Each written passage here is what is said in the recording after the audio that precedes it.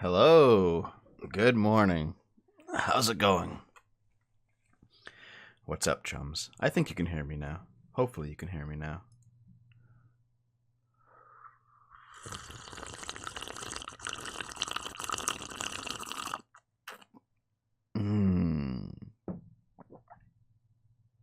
Welcome to the weekly sip. How's it going? Dev busy brewing and prepping a megaphone for that deafeningly loud sip. Was it loud enough for you? So, how's everyone doing today? No sound. What are you talking about? There's no way there's no sound. Hey, Neon Reagan. What's up, dude?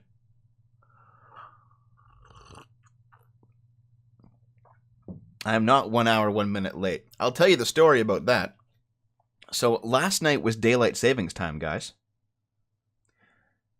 And, I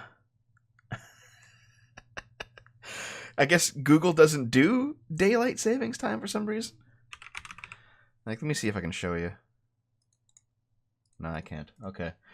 So yeah, man, like, I set it, and then it was an hour off. And I was like, okay, well, hold on a minute. And then I went back. Oh, low sound here. I'll get closer to the mic. Okay. Yeah. How's this? So I went back, and I set things up basically otherwise, such that it would be the proper time. And then YouTube said it was starting at 12. And I'm like, hold on, it's not starting at 12. It's starting at 11. It's 11 right now. It is 11 EST. So I think YouTube might have fucked up the daylight savings time situation. What's going on in Seattle, guys? Are they reviving Fraser?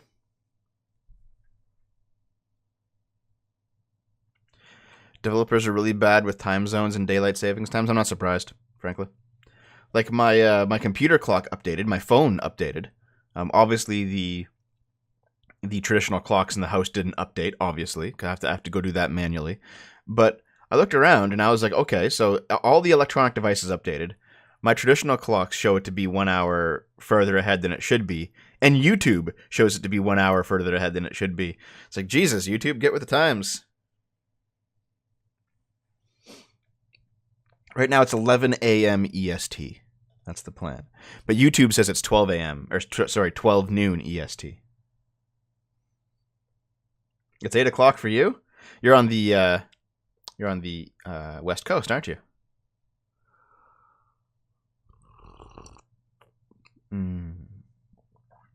I feel like 11's a good time. 11 is a good time for people on the East Coast because it's still kind of the morning and it's still like not too early for the West Coast.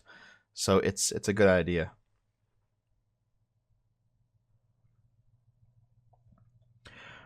What else can I tell you about that's interesting? Oh, for the first time in my entire life, I'm actually ahead on SFO work. I've already made tomorrow's video, and it's set to come out tomorrow at 2 p.m. EST. Normally when a video comes out, I will have made it that day. With Dumping with Scrump, maybe it takes a few days. With like larger videos, it takes a few days. But a video that's between like 10 and 20 minutes, usually I make that the same day. I'll make it in the morning, I'll put it out in the afternoon. But since I'm doing a stream today, I made a video early, and it'll be out tomorrow. So I'm actually ahead. You know, I'm actually ahead on things. So it'll be out tomorrow at 2 p.m. EST. And it's a video called Lounging with Lilith, because it's basically Dumping with Scrump without Scrump, because Scrump has spent the entire last week in Romania again.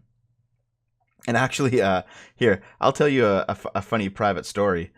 Scrump came back from Romania, and he ended up being in the same city that Sargon was in, because Sargon's on like a local UK tour right now.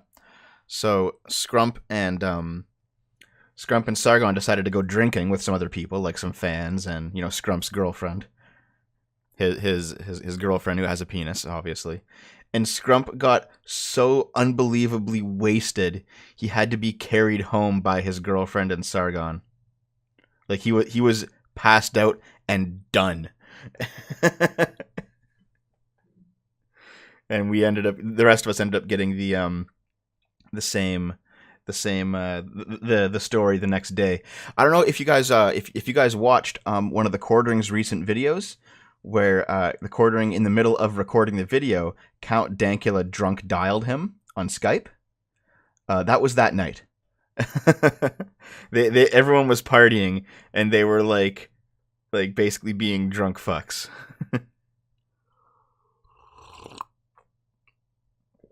So while Scrump was gone, Lilith and I recorded a video in the same style of Dumping with Scrump, just without Scrump. And so that'll be coming out tomorrow.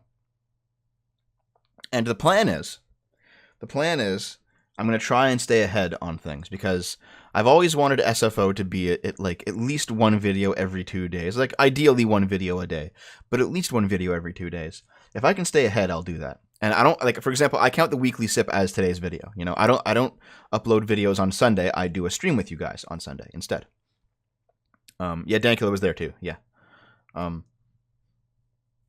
So if I can stay ahead and then like make videos that aren't necessarily timely, like the OK Boomers video yesterday, that was like a timely video ish, because it had gone like that phrase had gone viral on Twitter for like, it was trending for like a day or two.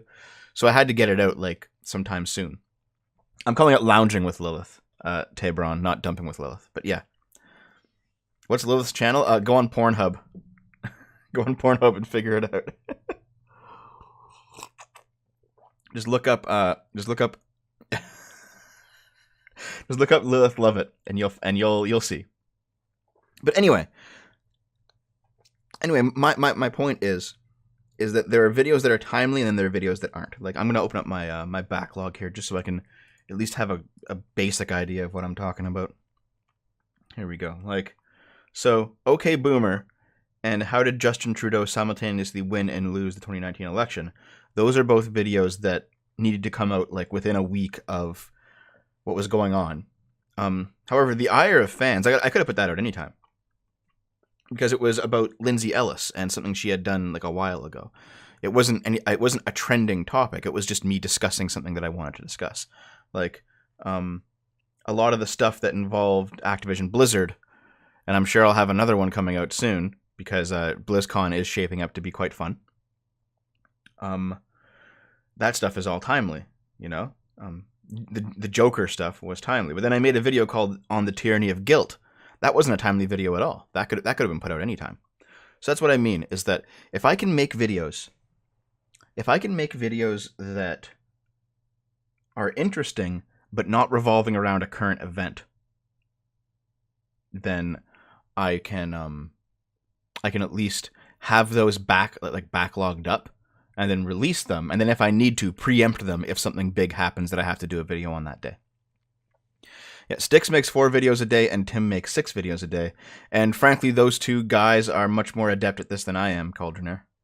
I find them both to be a lot more plugged in. They're a lot smarter. Styx is definitely a lot smarter than I am.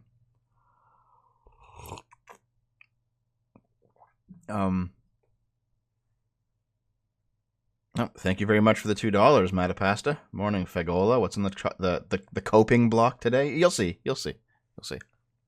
But yeah, I think Styx is significantly more intelligent than I am. Just straight up. He has takes that sometimes I don't even dream up.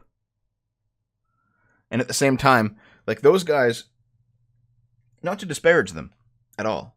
I don't want to disparage them, because they do good work. But they do like one-dimensional small videos, right? So for example, like when here, I'll just go to Styx's channel right now and I'll see what I'm talking about. Let's see. Styx.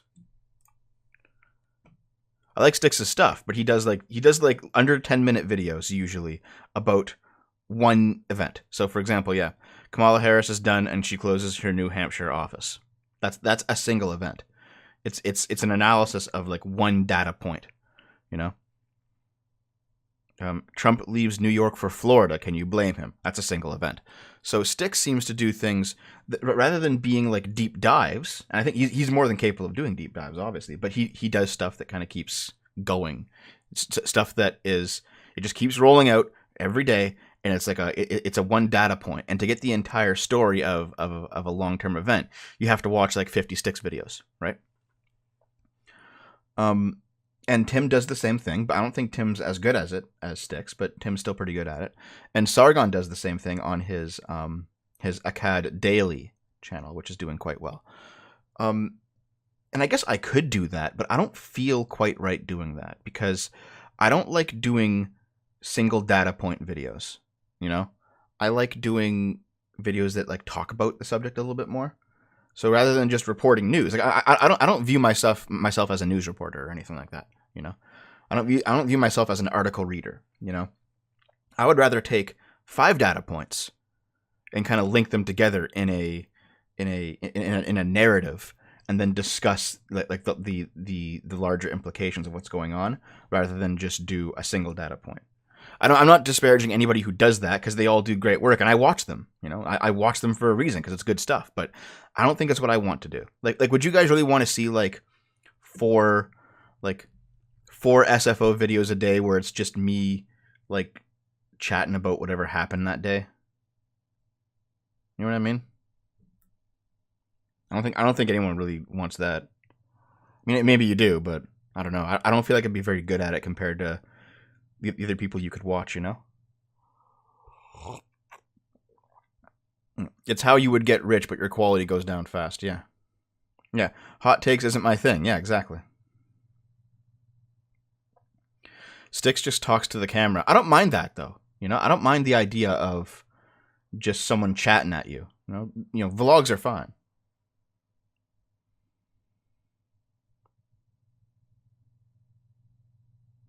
Someone needs to convince Styx to do D&D or something.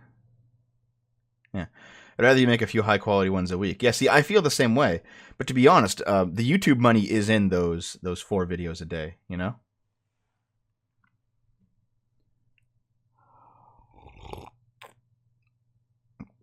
That's what this stream is for. Yeah, that's what I view this stream as for. Like, rather than me do a whole bunch of random articles and like individual videos that really just play the algorithm, that's what I do here.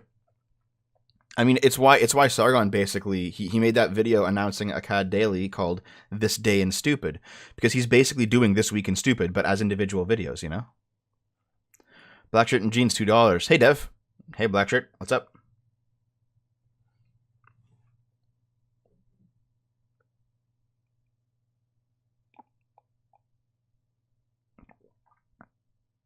And King Canuck, $2. Thank you again. Why don't you call it the Sunday sip? Well, because I don't do it on Sunday every day, you know?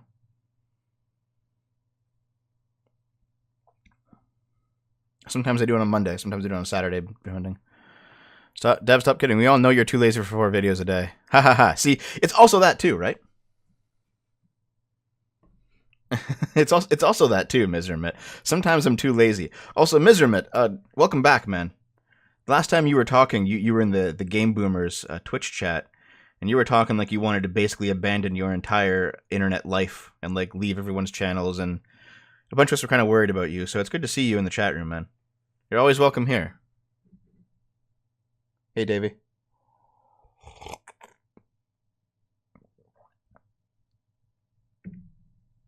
Yeah, like a lot of those multiple like 3 videos a day.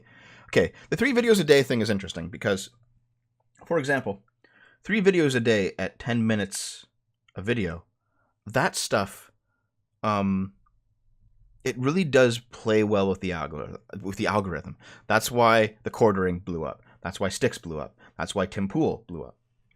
You know, that's why Akkad Daily shot up to like 125,000 subs in like a month. You know, that stuff really plays well with YouTube's algorithm.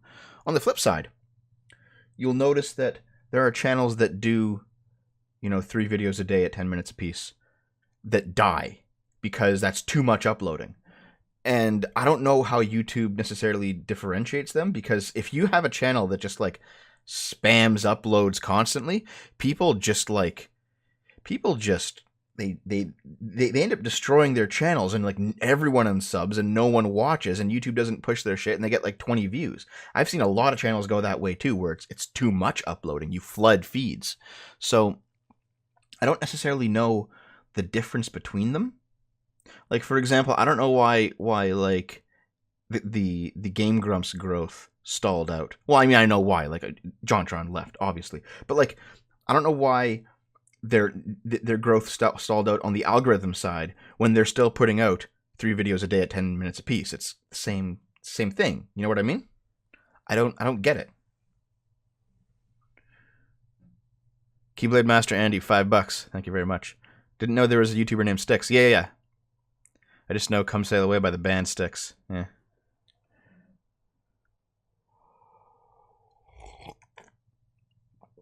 Yeah. My goal is 1 video a day. It's not 3 videos a day. And I don't think I want my channel to be a 3 video a day channel. You know, I've seen the success that it leads to. You know, I have great respect for the Quartering and for Styx and for the others. But I don't think it's what I want to do. I mean, I could use the money. But I don't know. I don't know. Are you still getting fit and lifting? No. I kind of gave it up like about a month and a half ago. I actually that's not true entirely. I did lift this morning. I lifted a little bit this morning. I've been trying to get back into it because I've been getting fatter again, and I need to fix that.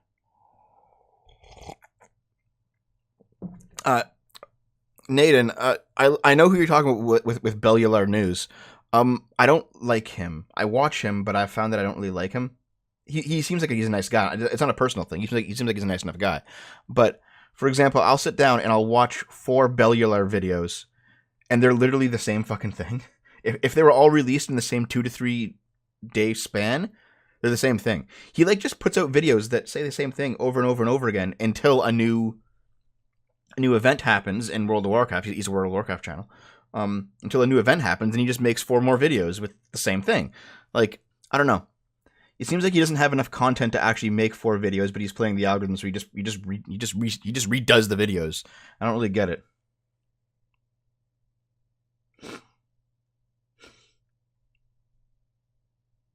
What about your buddy Sargon with 4 channels and 12 videos a day? I don't think Sargon puts out 12 videos a day. I have looked at the P-score. I'll be doing something on that later. That's going to be a larger video, though.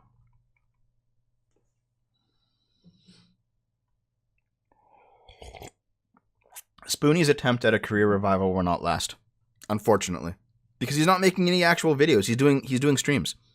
Like, there are a lot of people out there who get big doing streams. You know, my stream, my Game Boomer stream, it's slowly been growing.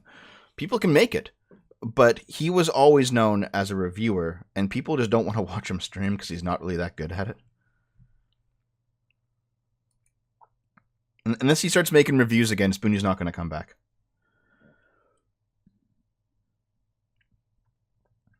Yeah.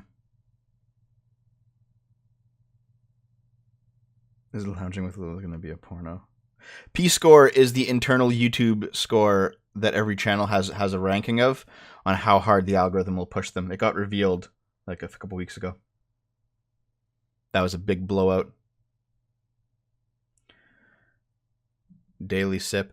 Should I just start a channel called The Daily Sip and then just algorithm push it and be a complete sellout? What do you guys think? Yes or no?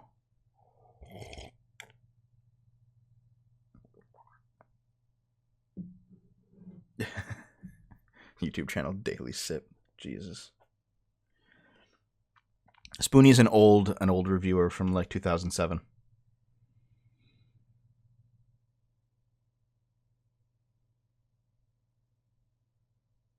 Do it. You think so? Play the algorithm? Yes. No. F. No. No. Yes. Yes. It's very like half and half, isn't it? I honestly feel like my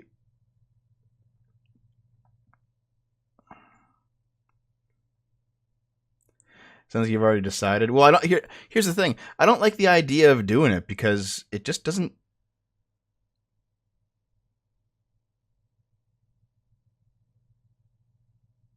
I don't like the idea of doing it because it just doesn't sound like it would be a good idea. You know, it's not about me being lazy, even though I am lazy. It's not about me not being able to do it, even though I probably couldn't do it. It's more about the fact that it's not the kind of content that I want to create. I prefer deeper dives, you know? And even if that means that I can't necessarily do, 3 videos a day all the time, I kind of prefer deeper dives. See, Punkster, you have it all wrong, man. I kind of don't want to. Siberian Ape with 40 rubles. Yes. Thank you very much. I appreciate the 40 rubles. Devo Daily. Devo Daily sounds awful. Yeah, hot takes is not what you're good at. Yeah.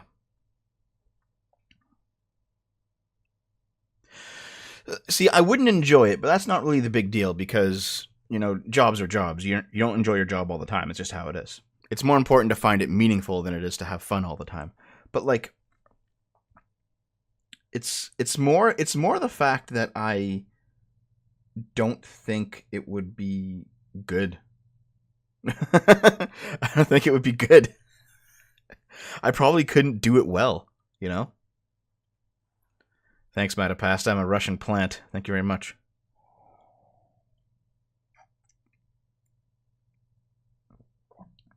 Devo Daily. That sounds...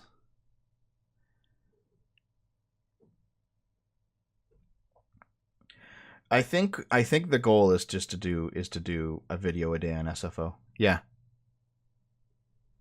I think that should be the goal, the most successful channel of all, PewDiePie, does 1 video a day.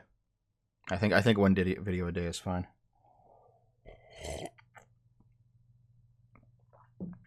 And I'd rather do more in-depth videos on subjects than just like here's a single article and here's what I think about it, Not to disparage any of the guys that do that, it's just not me. So, yes, Sam Clark. Sam Clark, I recognize your name, Sam Clark. You're always the fellow that at maybe the 20-minute mark or whatever says, okay, let's move on with things. And I usually agree around 20 minutes. Let's move on with things. Let me just hold on. Let me just grab my headphones.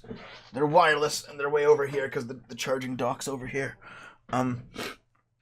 Okay. First things I have to do. I have to at least shill a little bit. So if you like what I do and you like the channel and you like any of my other side channels or anything like that, and you want to just give a one-time donation, you can super chat. Obviously, that's always there. You can also go to paypal.me. Let me just type this in. .me/shortfatotaku. That's okay too. That'll work. If you give $5 a month through any and all sources, like ongoing sources, so that would be Patreon, unfortunately, Subscribestar, YouTube memberships, or my Twitch sub button, any of those things, that gets you into the $5 club in Discord, which will get you access to the SFO Minecraft server, which is coming out this month. I have done some work on it. We're going to get an SFO community Minecraft server up. So the Minecraft server is coming out. As well as, into the $5 club chat room, any other online multiplayer games I play, I usually pull from that room if people want to play it with me. Stuff like that. And if you give $100, like a one-time $100, that means that you get into the $5 club for life. That's a $5 club for life. And then you can also choose to be either on a Game Boomer stream, or you can be on an episode of Dumping with Scrump with me at $100. And you can keep giving $100 to be on multiple episodes of Dumping with Scrump or multiple Game Boomer streams if you like. But the first 100 gets you into the $5 club for life. 200 rubles. Thank you very much, Siberian Ape. Sorry, bit drunk, meant to super chat for more. Too much vodka, comrade. Thank you. Thank you very much. So those are the ways to support the channel and what you get out of it. I'm probably going to have to do a video on it, frankly, to really codify it.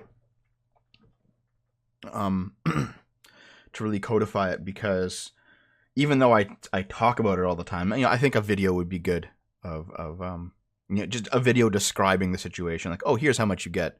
Here's what you get for 5. Here's what you get for 100. And as always, if you want to see me every day, my Twitch channel, Game Boomers. Oh yeah, that's right. Before we start the thingies, here's one more. Not the thingies, Jesus. The news. How's everyone's No Nut November going? You guys having fun? I'm just waiting for the first article where people say that No Nut November is sexist somehow. I know that Brittany Venti's already been stupid about it, but honestly, Brittany Venti's stupid constantly. Like, Jesus. You know what I'm going to do? I'm going to play a game. Twitter.com/Brittany Venti. I bet the first tweet is retarded. Let's see. Oh. She's making fun of No Nut November. Are you guys actually this addicted, or is it just the memes? Wow, you're stupid. Oh, God. Everything this woman says is just blah, blah. Oh, God. She does have this, though. The Bernie Sanders chat rules. Be respectful. No bullying, sexism, racism, homophobia, or other hate-based chat.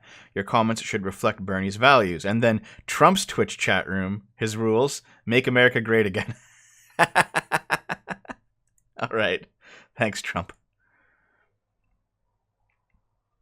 No Nut November is don't come for the entire month. Not allowed. Day 3. It's rough.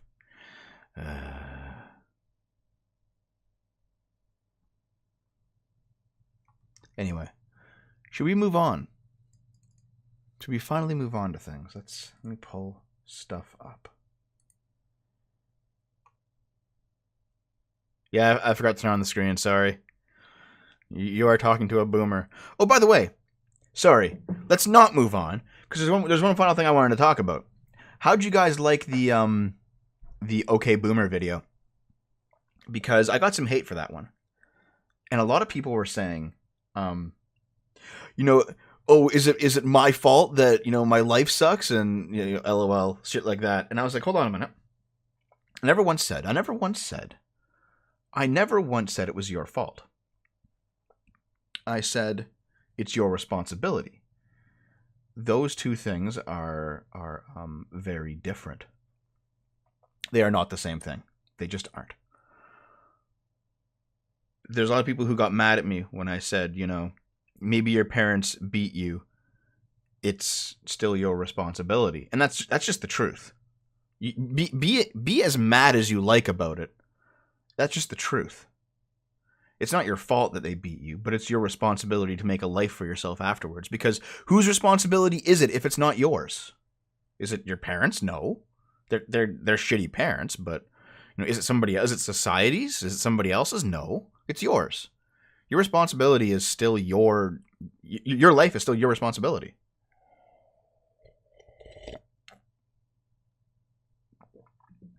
I walked into that trap myself. No, I didn't. I think that, frankly, I think that a lot of people who complained walked into the trap. They walked into the trap of revealing the fact that they believe fault and responsibility to be the same thing, or at the very least aligned, and they're not. They just aren't. And the idea that responsibility is solely fault-based is just, it kind of shows that people might be a little bit entitled about some things.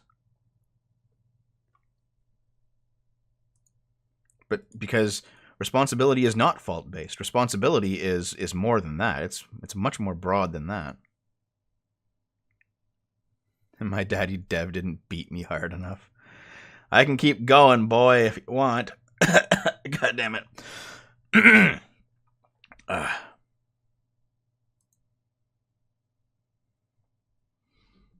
Dev did nothing wrong. It was okay, Boomer. Thanks.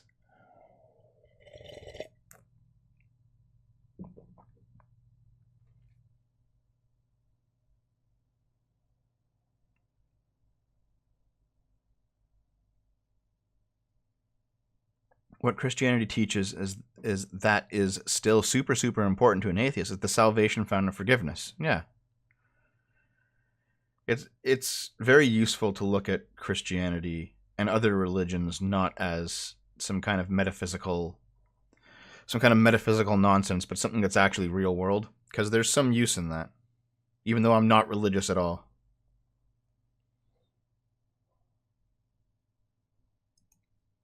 One last thing I want to check out before we actually start, if you don't mind. Yeah, someone called me an ignorant boomer. I'm not even a boomer, dude. I'm not even a 30-year-old boomer, even though I kind of want to be. I'm not. I'm actually just a regular millennial. I'm like an older millennial, but I'm still a millennial. I didn't say that, Matapaster, but thanks for the $5. Also, you're banned.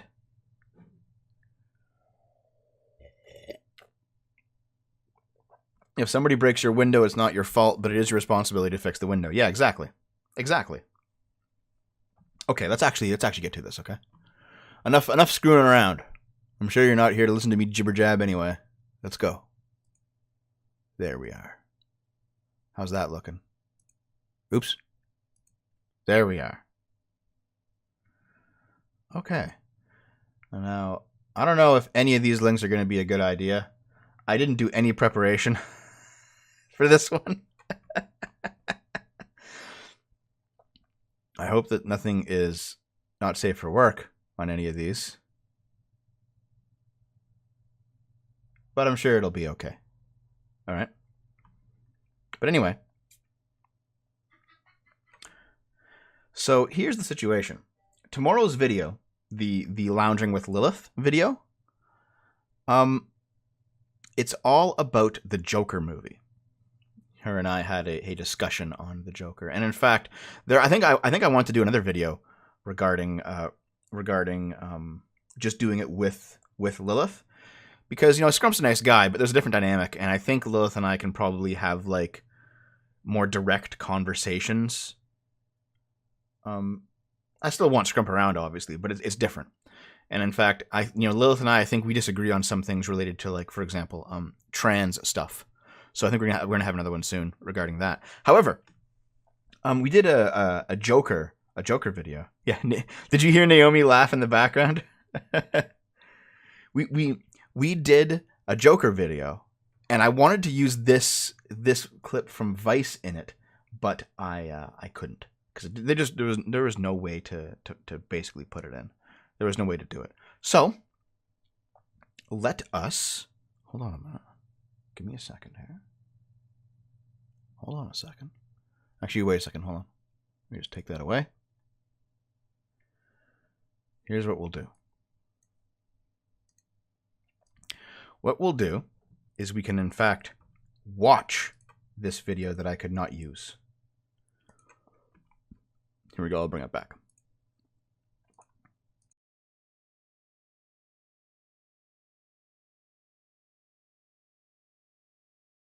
Or sorry, I accidentally muted myself there. Let's give it a listen, if you don't mind, okay? All right, so let's talk about the elephant in the room. Is Joker a dangerous incel movie? Dangerous? Maybe, but I'll get to that a little bit later. But I'm not sure you could call Joker an incel, because incel stuff usually has to do with a hatred of women that reject men. And Joker doesn't seem to have a problem with women. Actually, the only people that Joker ever gets truly mad at are other white men.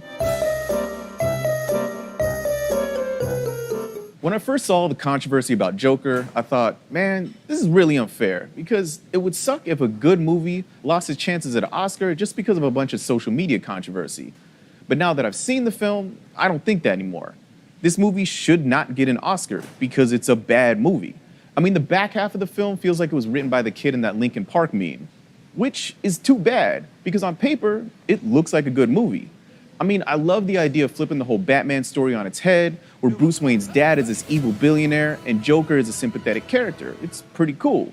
But the execution just isn't there, because it's trying to make all these political statements that just don't work. I mean, for example, there's this movement of protesters that rise up to support the Joker. They're all going against the police, they're wearing masks, they're holding signs that say resist. A lot of them just say that one word, resist. And they're partially protesting against Bruce Wayne's dad, who again is a billionaire who's running for public office. So what, Joker's Antifa and Batman's dad is Donald Trump? I mean, okay, but why? And I can already see people saying in the comments, hey bro, this is just a movie, don't take it so seriously. But yo, look, it's not me, it's the movie. This film desperately wants to be taken seriously. I mean, Warner Brothers' official site for the movie calls it a quote-unquote cautionary tale. So, okay, take the part where Joker calls himself a mentally ill loner and then kills someone for making fun of him. So, okay, what's the lesson here? Be nice to people with mental health problems because otherwise they might shoot you? Honestly, that's the only coherent message in this whole movie, and it's flat out incorrect. So in the sense that this film could confirm a misconception that mental illness is a primary cause of gun violence in America, yeah, okay, it's dangerous. And I can see why some reviewers were worried about the movie, because the last couple scenes kind of feel like a table read of a shooting manifesto, except corny.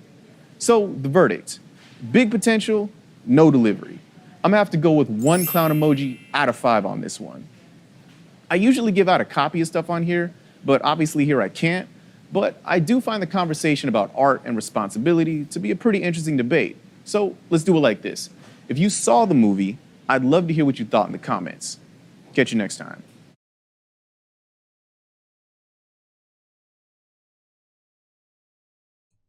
There we are. I don't know if this guy had... No, I don't want you to... God damn it. I don't know if this guy had a... Well, first of all, if you guys don't remember him, I did a video with this guy. It's the same host. If I can find a picture, he's right here. But I'll get to that in a little bit. With his ridiculous fucking cone head. I keep seeing this guy ever since I did that video about him. Like it was maybe 6 months ago. I think it was the alt-right's Asian fetish. It was that video. I keep seeing this guy pop up in Vice constantly. They're really pushing him as like the new thing. As for his take though, I don't think he really wants to look directly at the situation. And it's because well, I don't want to spoil too much of what I say in tomorrow's video, but the people who mistreat the Joker are the same people that would work at Vice. They're the same people that work in the mainstream media. They're the same people that they are Trevor Noah, for example. Oh, you guys want a copy of the video? Here. That's a pretty big-brained video. Well, I was Marge Simpson wearing blackface. That's the video. But basically, even though he's black, and I'm sure black people still have a lot of problems in the United States, this guy is privileged. He really is. I mean, look at his video gets more views than a lot of my average videos do, you know? He works for a channel with nearly 5 million subscribers, you know? This is privilege. This is a platform. It is a megaphone. And he thinks that just because his skin is darker than mine, he somehow has a worse life. You know what I mean? And it almost feels like Americans sometimes are so hyper-focused on race that they don't understand that other things exist that are way more important than race. Race is not that big of a deal in a lot of cases.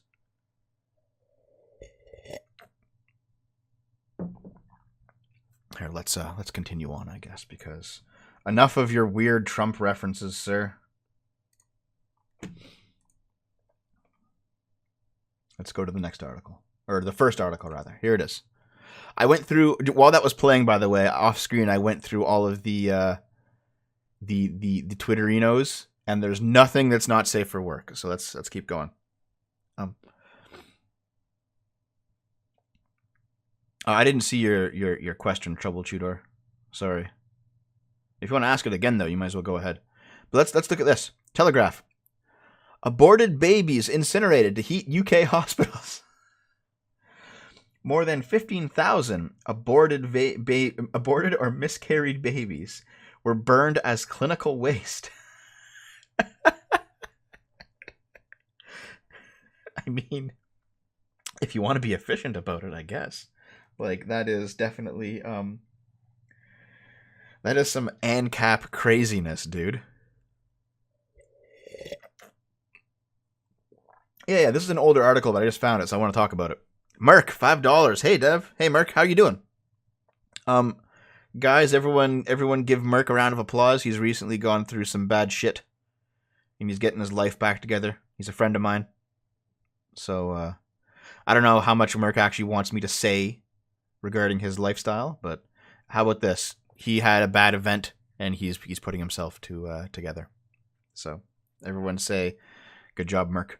But yeah, the bodies of thousands of aborted and miscarried babies were incinerated as clinical waste, with some even used to heat the hospital. Dude, recycling. 10 NHS trusts have admitted burning fetal remains alongside other rubbish, while 2 others use the bodies in waste-to-energy plants which generate power for heat. Last night, the Department of Health issued an instant ban on the practice. Now, here's the argument. Here's the argument, guys. Oh, everyone's clapping for Merc. Good job, Merc. Merc got merked. Here's the argument, guys, okay? Oh, hey, Crocoscrow, where have you been, dude? Welcome back. Here's the argument. If babies, rather, aborted fetuses aren't actually people, if they don't have personhood rights yet, then it shouldn't really... They're not people. They're not remains you're disposing of. It should be completely legally okay to burn them. I mean, it's logically consistent. But I can see why some people take pause. I just wanted to say hi. And you did, Merc, and now everyone's saying hi to you. Because you are my friend. So let's continue. One of the country's leading hospitals, Addenbrooke's in Cambridge, incinerated 797 babies below 13 weeks gestation at their own waste-to-energy plant. The mothers were told the remains had been cremated. Well, they were cremated. They were cremated, dude. This is so fucking ridiculous. Everyone's saying no, Dev. Listen, I'm pro-choice. Sorry, I'm pro-choice. So that's just kind of how it is with me. Considered 1,101 fetal remains between 2011 and 2013. You know, like.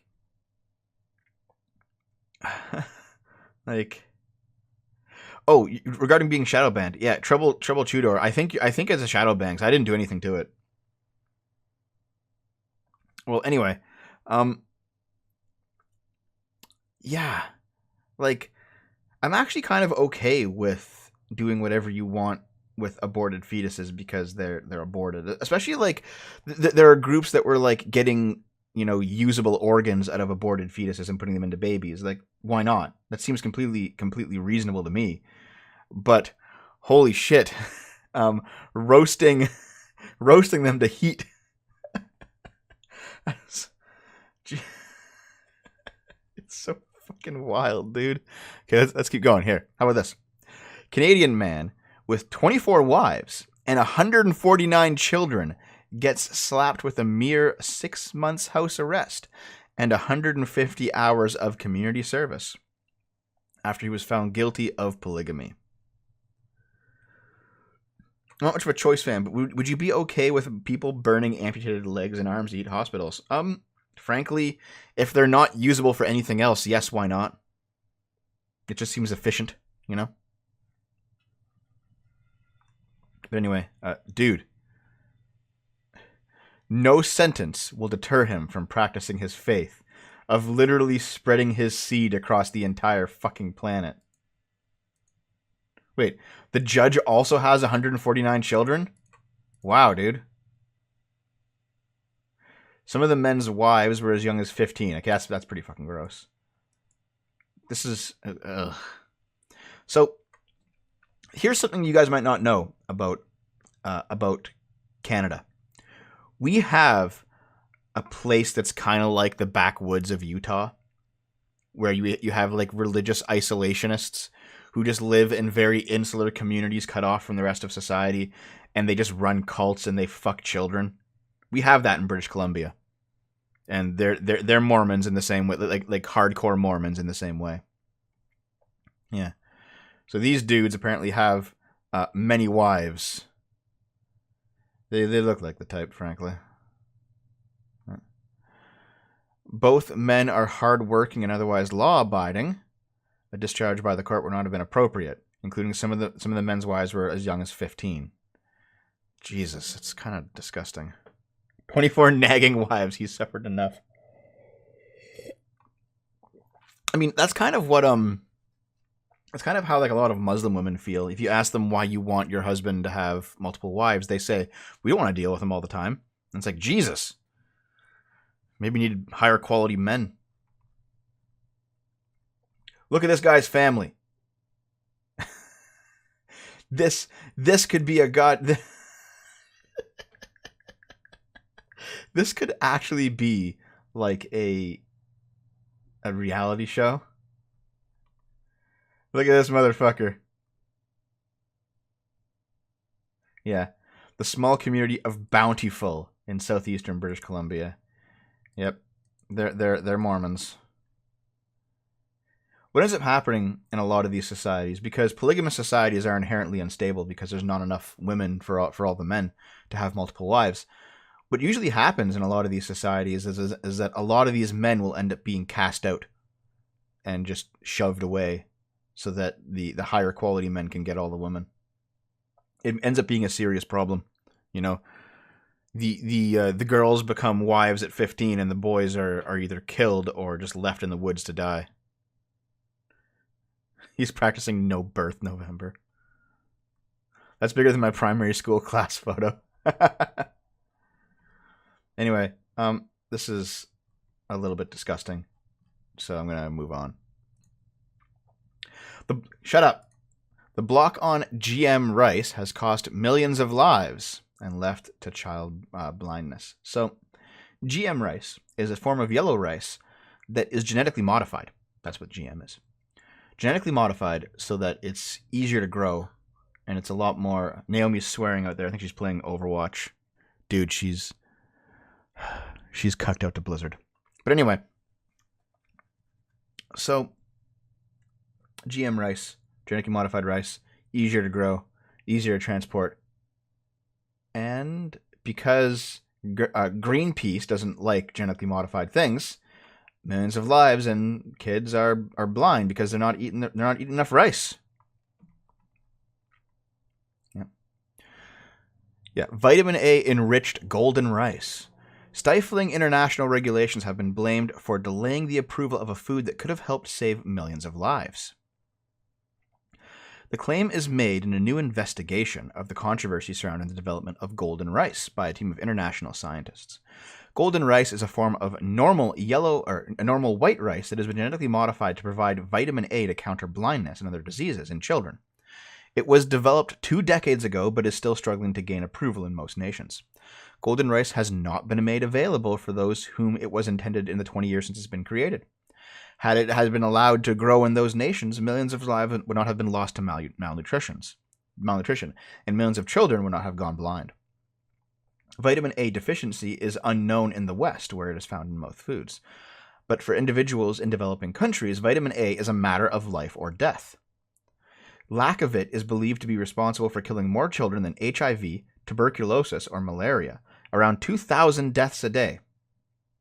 Thanks, Greenpeace. Fucking hell, dude. Diva would eat it all? Yeah, probably. So, people make a rice that is genetically modified to have vitamin A, and then first world activists block it from going to the third world. I'm out of pasta. My girlfriend should be used to heat a hospital.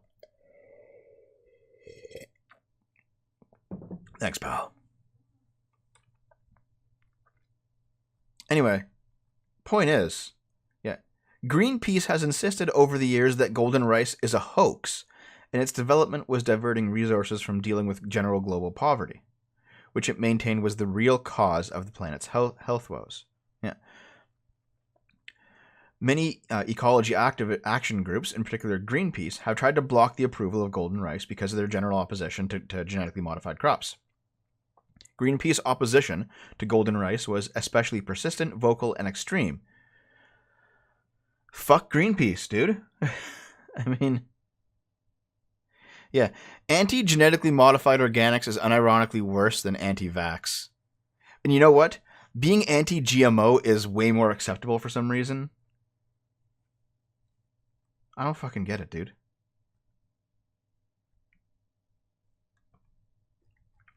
Anyway, Hey, Naomi! Hold on a minute. Hold on a minute. Naomi! Yeah? What are you doing? Yelling. I'm sorry. I don't mean to. It just happened. Are you playing Overwatch? Yeah. You're fucking dumped. Sorry. She's yelling so loud it's going through the goddamn door. $5 from Artemis. I guess you wouldn't mind if Naomi's remains are used to heat the hospital, then, Dev, you sociopath. Roast her up. She's fucking playing Overwatch.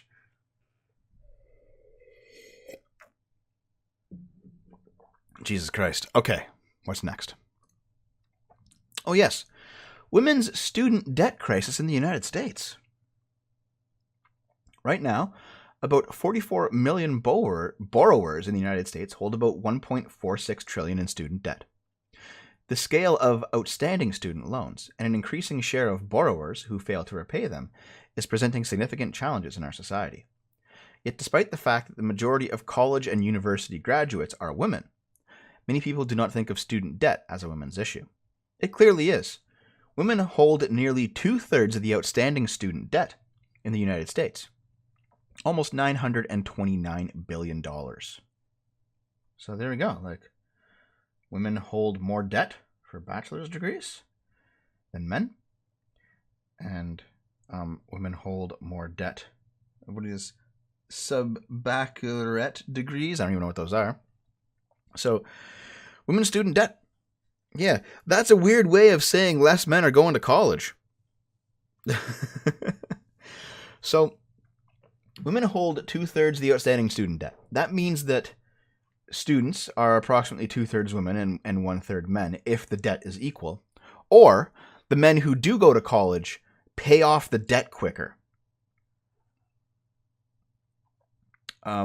And why do they pay off the debt quicker? Maybe because they're getting like jobs in STEM and they can pay it off more easily. They're making more money. They're working harder. Who knows? Yeah, if only they knew how to pick a useful degree rather than feminist dance therapy.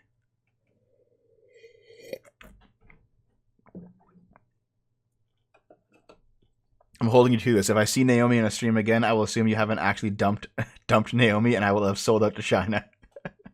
So, how about this? I'll call them former friends at this point, because even though there was no like formal friend breakup, we're not really friends. We haven't talked in years. But there's a high school guy that used to be on. He actually used to be on Game Boomers like 4 years ago. Him and his girlfriend. She has significantly more student debt than him. He paid off all of his student debt. You know, he bought a house. He bought vehicles. He paid off his debt. She still has debt. She kind of pushed him into having kids. He went along with it, and he's enjoying having the child now. But you know, it was very clear it was her idea more than his, right? And of course, when they had their kid, you know, they stopped coming on Game Boomers because, you know, they have a life now. I understand. That's fine. They were great on it, though, because they were both like amateur actors, and the guy could have actually made it. His high school nickname was Beefy, so we'll call him Beefy. He could have made it as an actual actor. He had talent, but he gave it up for a reliable, steady job. So that's the end of that. Not the communist, different person. Icy Ironcaster, this is somebody who was on the show long before you started watching Game Boomers. If you go to the Game Boomers backlog channel on YouTube, that'd be youtube.com/GameBoomer for any of you guys who want to know. You can find old videos with them on it.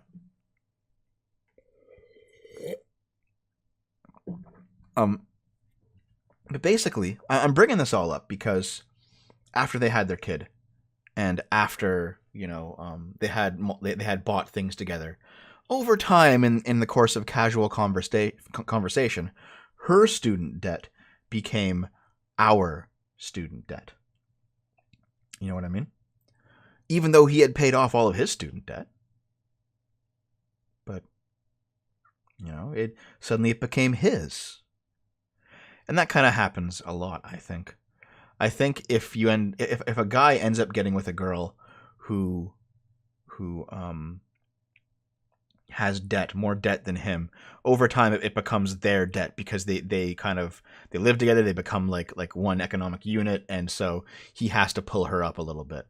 And I think a lot of women consciously or unconsciously aim for guys that can help them do that, frankly. I do have a gaming channel. I do. I advertise it all the time. Yeah. That's how they get you. To be fair, though, like, Naomi has no debt, and neither do I. She currently makes a bit more money than me, but not by much.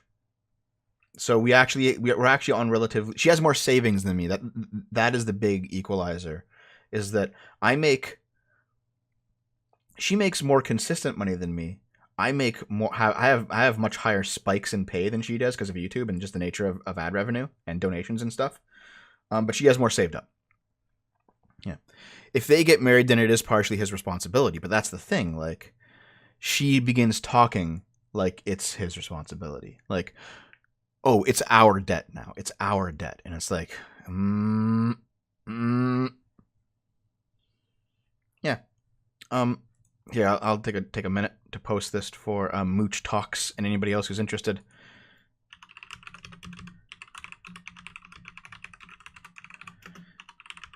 Hold on. So, I do still own the computer. I have maybe 1,000 and change to pay off. Do I have a job? This is my job. Frankly, it became untenable to stay at my previous job due to basically management fucking me over.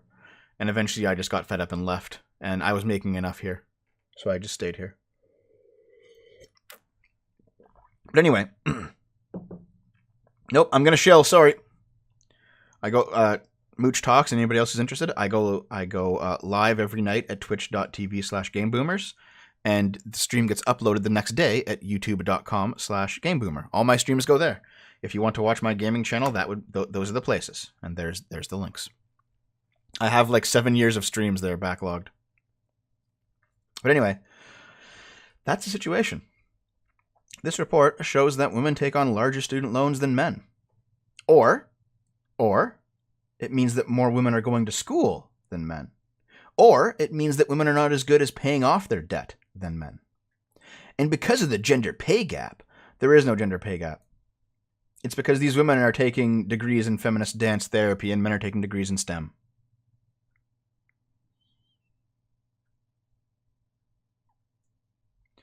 What kind of a beast did I buy? I bought a Ryzen 9. I bought like a $700 motherboard. I put in a 2080 Ti in there. Basically, I built like very close to one of the best computers you can have right now. And at the very least, that means that I can have that computer for like the next 10 years, and it'll be fine. Oh, okay, Mooch Talks. Mooch Talks. You sounded like you were that you didn't know about Game Boomers. Who are you in the Game Boomers chat, by the way? Like, what's your other name? Coffee's done.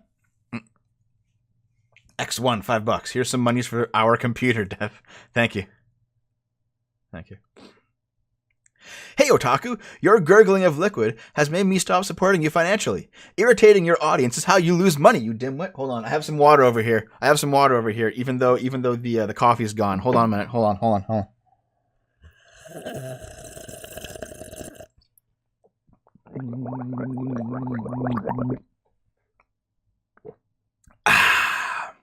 Thank you. Let's keep going. This is bullshit. Let's move on. She was disqualified from the race because she did not abide to the race policies by wearing a hijab, and Muslims are crying over it. Do Muslims notice that she is wearing tight pants? If she can wear tight pants, why not remove the hijab and run the race? Stop the hypocrisy. Yeah, damn, dude. I mean, if the whole idea of wearing the hijab is to be modest, why are you showing off your butt and your boobs and these delicious thighs? Yeah, dude. I think you just killed him, Dev.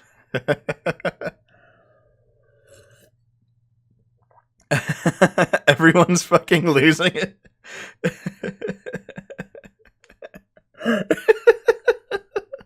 For sips and gurgles, $2. Thanks, Merc.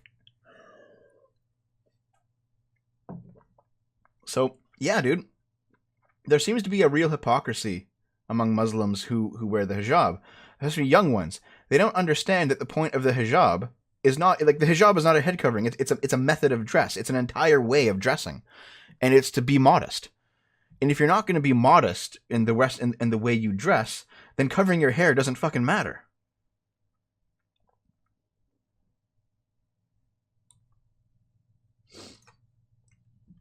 Anyway, she's a cutie. You know what? You can just cover your entire body and I'd still come on that face. Let's keep going. Oh, yeah, this shit. This is one of the new emojis that's coming in. The person with a probing cane. The person with probing cane emoji is a sequence of the adult and probing cane emojis. These are combined using a zero-width joiner between each character and display as a single emoji. So it's actually two emojis, and it shows a cane and a walking adult, and they fit together like a piece. So, yeah, dude. Incredible. I wonder how many blind people use phones and will be really excited to see this. I have a feeling it's not going to be that fucking many.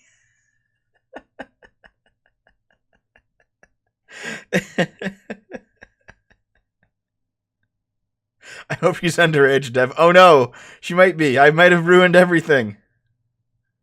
The Daredevil emoji. Yeah, dude. So yeah, man, this is dumb. I'm sure all the blind people appreciate it. They still can't fucking see. Star Wars setback. Game of Thrones duo David Benioff and D.B. Weiss exit the trilogy. Thank you. Thank you. They already raped Game of Thrones into the fucking ground. And they were poised to rape Star Wars Knights of the Old Republic into the ground because Old Republic was made non-canon with the Disney takeover, and they were bringing it back to canon in the form of a movie trilogy written by these fucks. But here we are. The duo who launched Game of Thrones have walked away from their much publicized deal with Disney's Lucasfilm to launch a feature film trilogy in 2022. All right. Yeah. Their enthusiasm for Star Wars remains boundless, but regrettably, their schedule is full. I'm sure their schedule is full. What else could they fucking be doing? Maybe it's because they just suck. We love Star Wars, but when George Lucas built it, he built us too. Getting to talk about Star Wars with him and the current Star Wars team was the thrill of a lifetime, and we will always be indebted to the saga that changed everything.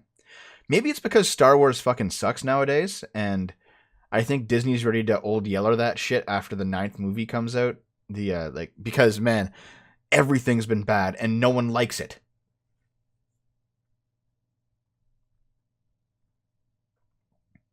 That 2022 release date made the Benioff-Weiss startup the next in-line Star Wars installment following this December's The Rise of Skywalker, the final chapter of the Skywalker Family Chronicles. What do you mean the final chapter of the Skywalker Family Chronicles? That ended in movie 6. God damn it. You know what? Okay, here. If you're going to be really, really generous, it ended in movie 8, because that's when Luke died. He was the last Skywalker, for fuck's sake. They're working on the new Game of Thrones spinoff. They're going to rape that too.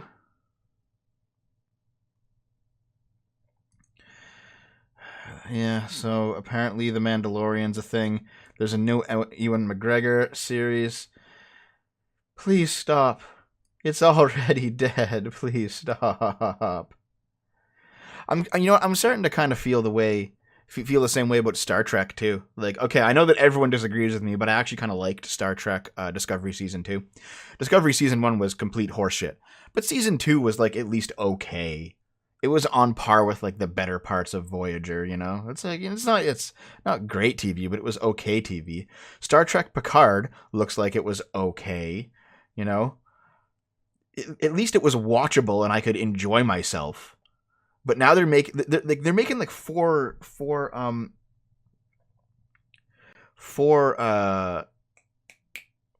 Star Treks at this point. Yeah, I know Kylo Ren is Leia's son, but he's a Solo at this point. He's not a Skywalker. He doesn't count. I know Leia, but he's a Solo. But yeah, like, you know, Picard looks okay. Discovery Season 2 was fine. Season 3 looked like it might be okay. But they're also making a Section 31 show, and they're making a show set on the Enterprise, the original Enterprise, with Christopher Pike at the helm, and like they're doing like basically a direct prequel to the original series by making about the Enterprise with Pike and like a young Spock, and it's like, oh, please, oh no, stop raping everything. Oh yeah. The Orville was pretty good too. The Orville was better than Discovery, but it's very obviously a comedy, and it's not like a serious like drama or action show. It's a comedy.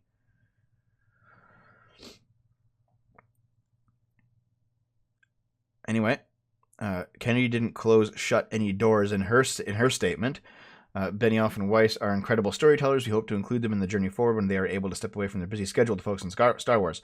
It really sounds like they wanted these guys, and these guys walked away. I wonder what happened. I wonder if like they just said, fuck this. And ironically watching SFO. Hey! God damn it. Spaceballs, episode 9 3/4. I'd watch that, dude. Apparently, the D&D films were supposed to tackle the origin of the Jedi, which is a much, much worse prospect than the Old Republic stuff.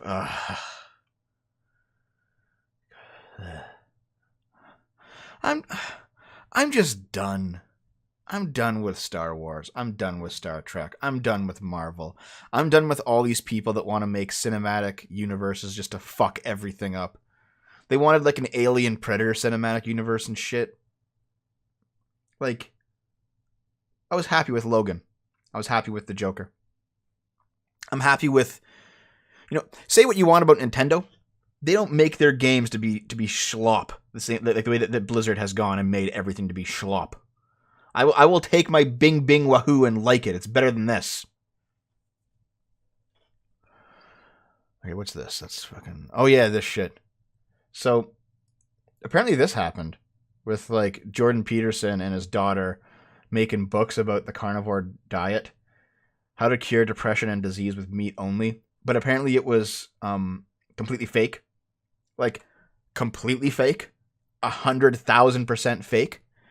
And yet everyone wrote articles about how they were, you know, they really want something to hold over Jordan Peterson's head. So they were writing articles about how it was real.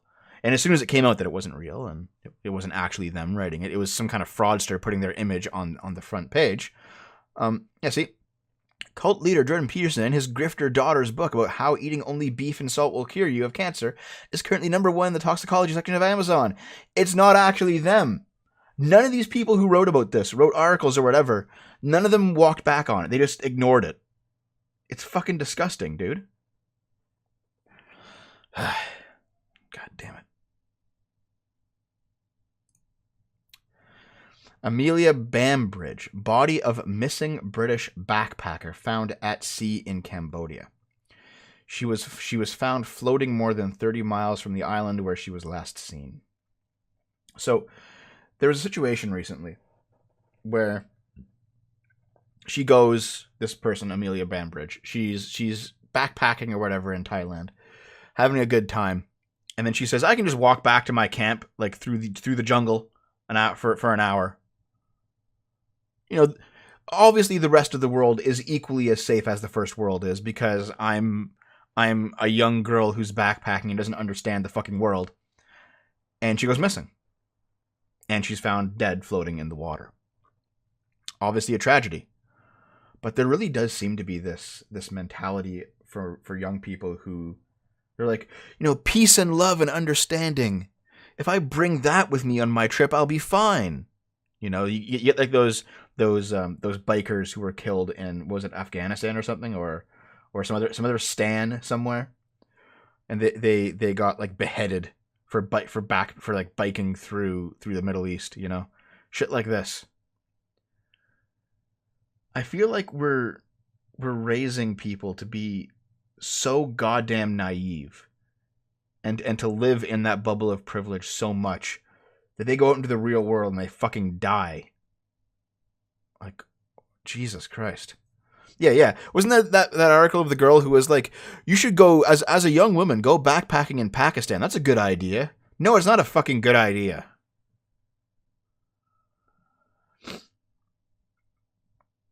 Yeah. Based on the identity given to us, the tattoo on her body, and the clothes she was last seen in, we believe it's her. Fishermen spotted the body. They're going to bring her to a port city for an autopsy. Jesus Christ.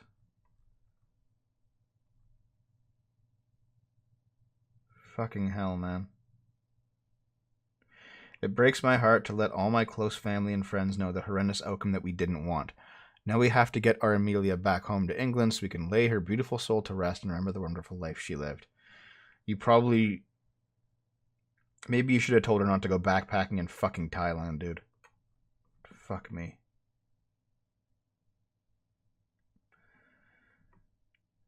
Nothing new on this yet.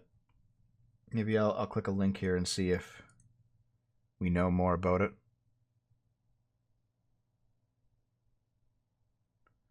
She drowned in Cambodia. She just drowned. She was not related with any other crime at all, the officials say. She died by accidental drowning. So hold on a minute. This woman is at a beach party an hour away from where she was staying. She walks through the jungle to get back to where she was staying. Disappears. And she drowns for no reason. So either someone's lying and something did happen to her, or she was so fucking stupid that she said, while she's walking through the jungle where no one knows where she is, that she's like, okay, I'm just going to go to the beach over here and swim by myself and swim out really deep and then drown. What? Either there's foul play that's being covered up, or this woman was basically the ultimate victim of the Darwin Awards. God damn it. This stuff, it pisses me off and it makes me feel sad, god damn it. You ever wondered why I do Game Boomers? It's because I need a break from this shit. Maybe a river that went out to sea. Maybe she could have drowned like in a river and got pushed out to sea. It's possible. Like,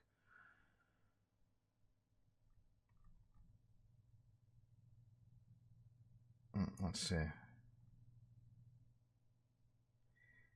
Yeah, see, her bag, which contained her money and a mobile phone, was found on a rock near the edge of the ocean. So she's like, I'll take a dip on my way home. I'll just put my stuff down here. It'll be okay. Let's keep going before I fucking have an aneurysm. Oh, yeah. The PC version of Death Stranding. That's coming out next year, by the way. Oh, she found some of Hillary Clinton's emails. Thanks, Matapastor, for the $2. But, so there is a PC version of Death Stranding coming out in about 6 months. Death Stranding comes out next Friday. By the way, I plan to stream it either on Friday or Saturday. If you want to come by Game Boomers, I'll be doing Death Stranding day 1 or maybe day 2, depending on how late my copy is in the mail. But here, check out this. As soon as people figured out that it was coming on PC, they got real mad about it. Fraudjima hustled Sony for everything they had and tainted Decima Tech and the reputation and philosophy of only on PlayStation. Kojima is like Arthas of Warcraft. He tainted the Sunwell with the Lich. Damn it, you allowed this to happen. Now Jim Ryan has to clean up the mess.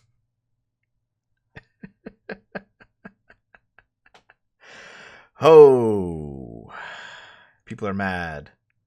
People are mad about this. People are mad about Death Stranding coming to PC. I have no idea why. I don't get it. Yeah, this is the Kojima game. Here's the problem with my Kojima stream, my Death Stranding stream. We had set it up to do it on Friday morning because Dave works at night 6 to 10, and Naomi had the day off. So we would get it, and we would get the game that morning. We'd probably play it at like 10 a.m. or something, and then we'd play it until Dave had to go to work. We'd do like a big long Game Boomer stream on Death Stranding. However, Naomi, her boss rat fucked her, and now she has to work Friday from 7 a.m. to 3:30 p.m. and Dave has to work at 6.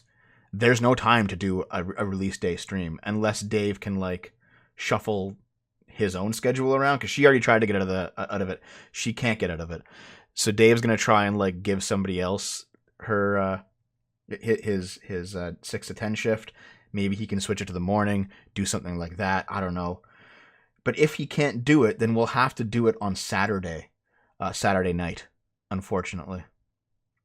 $5 Spawn Camp. Why do people get so salty that more people can play video games? I don't know, man. I don't understand. People really want their exclusives, I guess. Icy Ironcaster. Can't believe I'm spending your money on this. The thing is, I get like discounts on games. So, like, I'm for example, it's $80 Canadian for Death Stranding. I'm getting it at $55, which is the main reason why I'm getting it.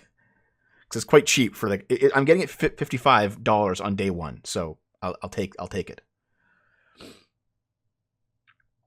Amazon sometimes gives like special sales to creators. So yeah, people are mad it's also going on PC. They just really wanted it to be a PS4 only thing, I guess. But anyway, if I can do it on Friday, I'll do it. If I can do it on Saturday, I'll do it. I'll do it as soon as I can, but we're trying to work out the schedule between me, Dave, and Naomi, because all 3 of us want to be on the stream for it. We want to make it like a 3-person game. Anyway. Oh yeah, guys. Vice Guide to Sex. Bug play. So before it was eating bugs and living in pods. Now it's fucking bugs. You guys want to watch this? Here. Hold on a minute.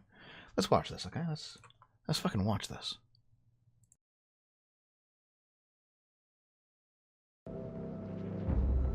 When I'm feeling insects crawling all over me, it creates this sensation that washes up and down my body that's just pure pleasure. And feeling that closeness Holy with fuck. these creatures makes me feel wonderful and loved inside. Fuck! My name is Katie Did. In the kink community, you need to have a sort of pseudonym or a way of hiding your identity. I adopted that name because they're polyamorous. When I was growing up, Fuck every the summer bugs, I would bigot. spend in the mountains and hear the Katydid singing.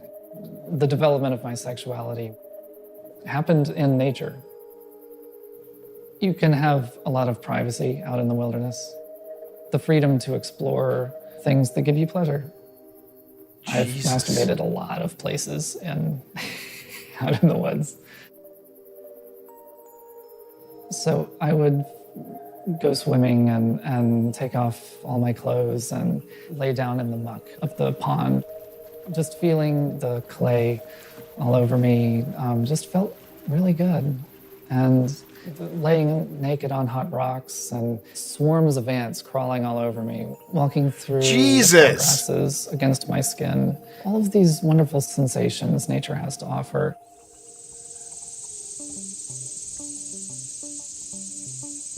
I'm Winder Tashlin.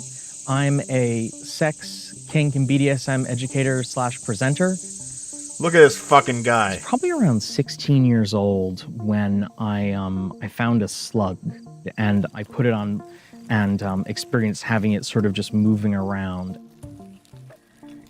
Emotionally, in an erotic sense, it was very, very intense and very exciting and very forbidden. This is And I fucking didn't really start disgusting. exploring again until into college. I had found an entry for it in the Encyclopedia of Unusual Sexual Practices because I bought a copy of that at my college bookstore because I was so curious about what people did. And I came across formicophilia and I was like, oh, that's a thing. All right. There's a number of factors that come in when you talk about folks who identify as kinky or don't identify as kinky. Oh my Certainly, fucking- there have Oh been my some God, it's really 12 fascinating minutes. shifts. It's 13 fucking over minutes. the course of the last decade, as things that at one time only were seen as being part of the kink world that have become very, very mainstream. The bounds of human imagination are limitless, and that applies to imagining what to do with our bodies and our relationships. There's a lot of different kinds of formicophilia play.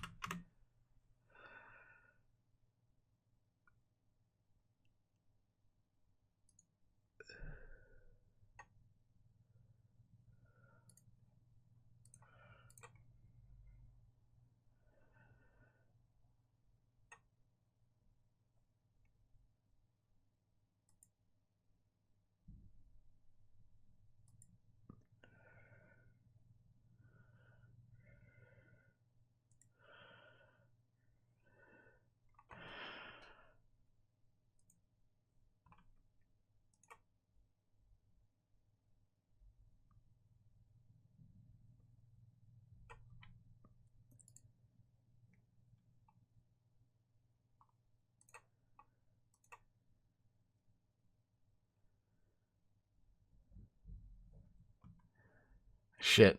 Hold on a minute.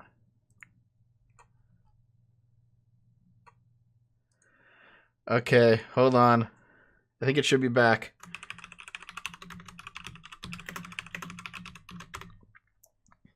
Okay, refresh it. It should be back by now. Hello. Good morning.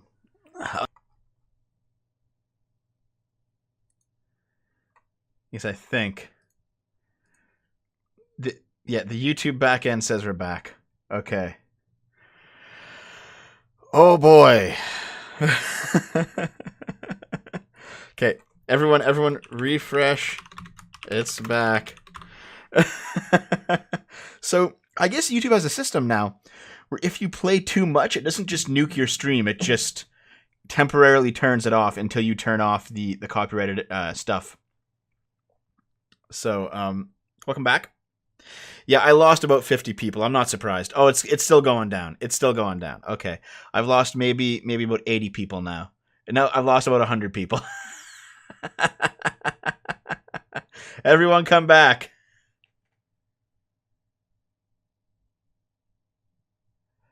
So, here we are. What do you guys think of... That's what you get for kink shaming, you bigot? What do you guys think of Vice's Guide to Sex bug play?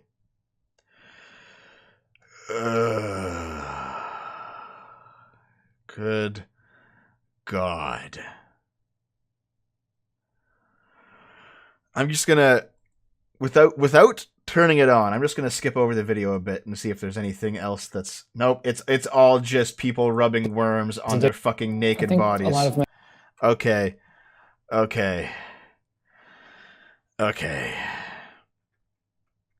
Let us not continue with that video, if you don't mind. Here, I'll bring everything back in. Here we are. Who? If you don't fuck the bugs, you get banned off YouTube, guys. That's how it is. Not my proudest fap. California's Prop 47 leads to rise in shoplifting, thefts, and criminal activity. So, oh, what just happened? Am I still going? Ruh-roh. I hope I'm still going. Now, something just happened on my end, strangely, but it looks like the stream's still working, so it's okay. Sharkman 9K, $10. Vice of the real Bugman confirmed. Thank you very much, my friend. Going towards the new computer. Once above their pedo series. Dude, Vice is literal fucking garbage.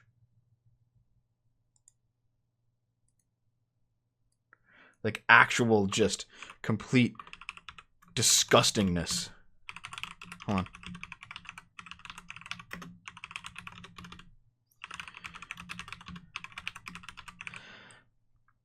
Okay. Yep. Thank you very much, guys. It's just that something happened strangely on my back end that made it look like I wasn't going for a minute, but it looks like I'm still here. Okay. I'll take the opportunity real quick to just post my links again to Game Boomers, my gaming channel. I do that every night, so please come by and check it out every night at 7 p.m. EST approximately. If you want more Devo in your life. And I'll very quickly shill a little bit since, I kind of got to. $5 a month. Get you into the $5 club. $100 get you into the $5 club for life, plus other benefits. You can get that automatically through Patreon, Subscribestar, Twitch sub, or YouTube membership. Link up your Discord account. You get into the chat, the $5 a month chat room. You can play on the SFO Minecraft server. There you go. And I'm gonna do like a video breaking down all the benefits of donating soon. But there we are. Yeah, Tim Poo was a founding member. I am streaming tonight. In fact, yes, I am definitely streaming tonight. So you'll see me there tonight at 7 p.m. EST. Anyway, let's talk about this. Prop 47 leads to rise in shoplifting and criminal activity. Prop 47 made it basically decriminalized theft. That's basically what Prop 47 did. Only in California. It wasn't legal to steal, but it decriminalized stealing. So the cops weren't going to come after you if you steal stuff. Fucking ridiculous. But here we are. What game tonight? Probably Darkwood, I think. Because Naomi can't be around tonight for like a double stream, like a 2-person stream.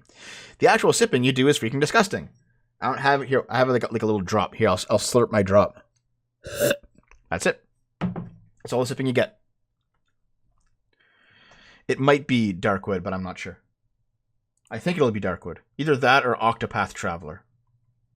But anyway, in a lighted garage on one of San Francisco's busiest streets, a young man in baggy trousers and messy brown hair pulled down his pants. He had been hiding 2 pairs of stolen jeans with the tag still on them. He handed them to another man waiting nearby, took some money, pulled up his pants, and headed back into their store on Market Street. This incident wasn't a one-off. These brazen acts of petty theft and shoplifting are a dangerous and all too common consequence of Proposition 47, a referendum passed 5 years ago that critics say effectively gives shoplifters and addicts the green light to commit crimes as long as the merchandise they steal or the drugs they take are less than $950 in value. The decision to downgrade theft of property valued below the arbitrary figure from a felony to a misdemeanor, together with selective enforcement that focuses on more serious crimes, has resulted in thieves knowing they can brazenly shoplift and merchants knowing the police will not respond to their complaints. California is fucking stupid. There's no other way to put this, man. Like, when you do this shit, there's no reason not to steal. Like, who wouldn't if it's going to be like this? You can walk into a store and just steal clothing and walk out. And as long as they don't have a security guard to tackle you, you can just fucking do it. Yeah, steal a PS5. They're less than $950 in value, aren't they? Unless, like, Sony goes fucking insane. $599 US. Something like that. Yeah. Tumblr blogs that brag about stealing. Yeah, that, or like, there was a dude who like, he was at his back window looking out onto his backyard. He has his phone in his hand and he goes, "What the fuck, dude?" And then he like turns the phone, he like flips the phone around and shows like what's very obviously like a black prostitute who's like blasting cum out of her vagina using his hose. And he's like, "What the fuck is this?" And then people like, black Twitter started replying to him like saying shit like, "Yeah, Whitey, you fucking know not to interfere. Fuck you." And it's like, what the fuck? Holy shit. There's almost like a subculture of just being hood rats and acting like little shits. Like, if my babies need diapers or formula, who's gonna get that for me? No one. I gotta do it. They ain't out here arresting people for shoplifting and everyone knows it. Wow. You sound like a piece of fucking work.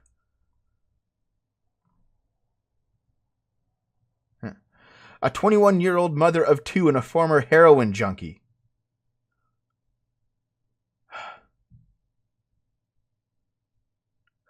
Make everything $951 the instant rebate at the register. That's a good idea.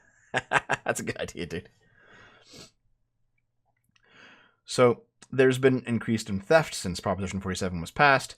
Cities like San Francisco have seen organized crime rings turn shoplifting into a well-organized racket involving desperate thieves and unscrupulous black market resellers. Man, don't live in California, dude. Like, fucking leave. Fucking leave, dude. Or if you have to, like, be a rooftop Korean. Defend your store with guns and shoot people who are stealing. At this point, you have to. Like, there's nothing else you can do. Yeah, former. It's definitely not former, dude. San Francisco is stuck in a cycle, and until it's able to pull itself out, the problem will continue. No shit. San Francisco is a hellhole now. Drug addicts, who are often homeless, need money for a fix, so they walk into a store, steal merchandise, sell it for half the value, and use the money they made to buy more drugs.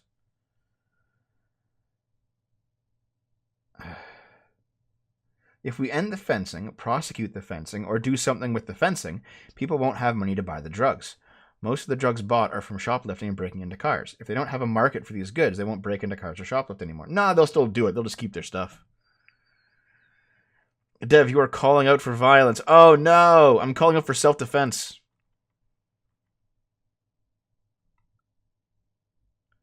I don't want to see people shot, but like there's still some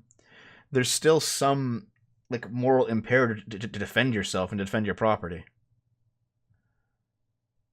Wait, black market dealers set up shop in the middle of the day around the city's United Nations Plaza. Majority of handoffs happen in view of San Francisco City Hall. What the fuck? People saying Dev move to America.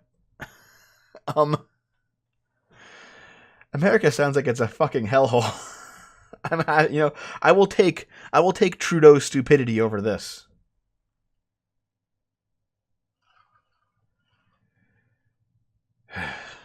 God damn it. Yeah, let's keep going. Oh yeah. Dear Prudence, kids from poorer neighborhoods keep coming to trick or treat in mine. Do I have to give them candy? Get out of here, hood rats. You're not allowed to have my candy.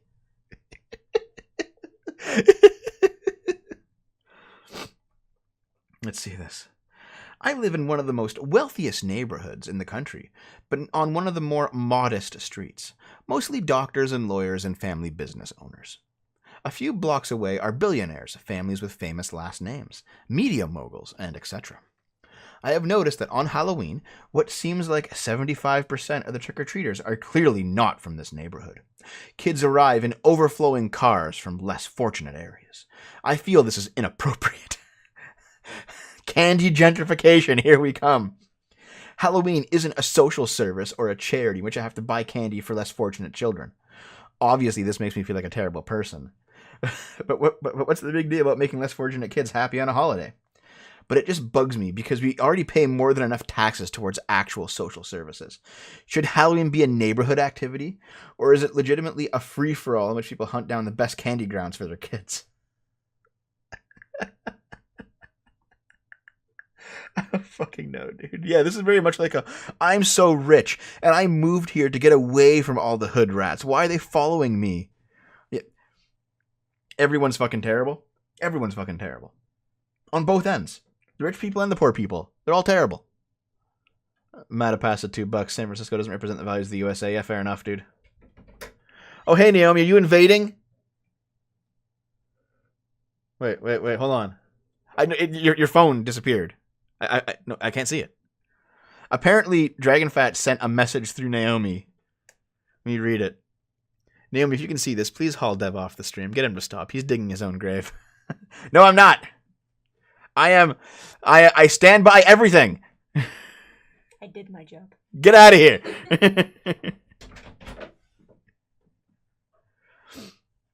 Anyway, speaking of Halloween, though, guys, like, nobody came to our house this year. Not a single person. I mean, we didn't have any candy. And I did turn off my porch light, so yes. But you know what? I've noticed that, like, no one really trick-or-treats on Halloween anymore. When I was young, trick-or-treating, and I'd go out, like, I'd be, like, 8 or 9 or whatever, I'd go out. And usually, my parents wouldn't go with me past around 10 years old. But, like, I'd go out trick-or-treating. And I kind of stopped around, I think, 11 or 12, though. But I'd go trick-or-treating. And there was nobody. No, sorry, there was tons of people. Like, the entire class year was out there. I'd bump into my friends and stuff, trick-or-treating. It was kind of fun. But nowadays, nobody trick-or-treats anymore. I've noticed that. Like, you look outside on Halloween, you'd see, like, flows of kids constantly. Not anymore. I guess trick-or-treating is just over, you know? I guess trick-or-treating is just over. Oh, well. It's a bad idea, that's why? Yeah, maybe. Anyway, Halloween for the 99%. Jesus. Yeah, the person just says, stop being callous and miserly and go to Costco, you cheapskate. You get enough candy to fill the bags of the kids who come one day, you're to marvel how the 1% live. Yeah, like, shut up. Give me your candy. Wait, hold on. DragonFat, what do you mean you tried? I didn't say anything bad this stream. Am I losing subs or something? Am I getting banned? Hold on, let me see. My channel's still here. How many subs have I lost? I've gained 12 subs since the start of the stream. Don't worry about it. I don't live in a poor area of town, but I don't live in a rich area of town. This is very clearly like a middle-class area, you know? There's some rentals, there's some young families, stuff like that, you know? It's an area of town that's nice, but very old, you know?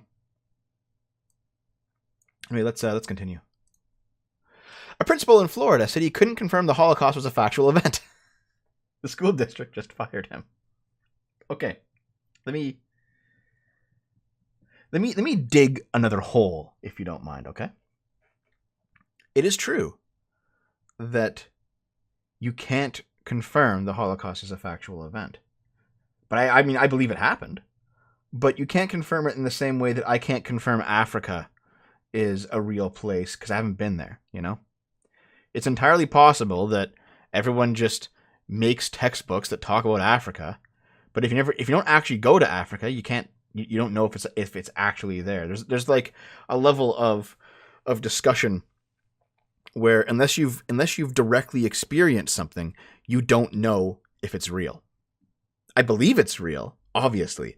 I am 99% sure the Holocaust is a real thing.